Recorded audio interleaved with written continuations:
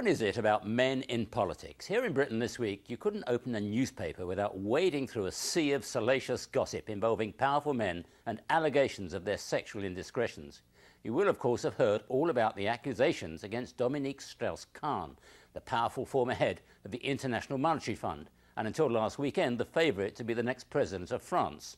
I should stress the word accusations, because as yet he's guilty of nothing, although I think his political ambitions have taken a bit of a hammering. After all, how many campaigns for high office have been launched from New York's Rikers Island? Mr. Strauss-Kahn joins a long list of the illustrious whose careers have been damaged by sexual scandal. Bill Clinton, Silvio Berlusconi, to name but two.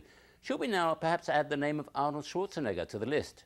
Over here, we've been fascinated by the evolving story of a man you'll never have heard of, called Christopher Huhne. Mr. Huhne is the British cabinet minister responsible for energy, who seems to have taken his job description a bit too seriously and was discovered to have been conducting a long-term relationship with one of his aides. Somewhat predictably, Mrs. Huhne wasn't pleased to find this out, and they're currently in the process of a rather bitter divorce. All juicy stuff for the tabloids, but nothing politically fatal until now, because Mr. Huhne now faces accusations that 8 years ago he forced his wife to take responsibility for a speeding offence when his car was caught by one of those police cameras, so that he could avoid being banned from driving. I'll let you guess who's made that accusation. It is, of course, his wife. Hell hath no fury, like a politician's wife. Now, if it is proven that Mr. Huhne arranged for his wife to cover up for his driving offence, he could face a prison term.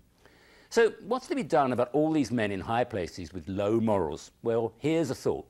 We could always put women in charge. I was trying to imagine the idea of a woman like Lady Thatcher when she was Prime Minister, allowing herself to be distracted by the shapely legs of one of her male assistants, let alone receiving an indecent proposal from him. She would have simply shaken her head impatiently and said, "Don't be silly. I've 16 briefing papers to read. I've got no time for any of that nonsense." Perhaps these dynamic men have to learn that when they're in office, they should put the job first and shift their more basic instincts lower down the agenda. This is Peter Allen for CBS News in London.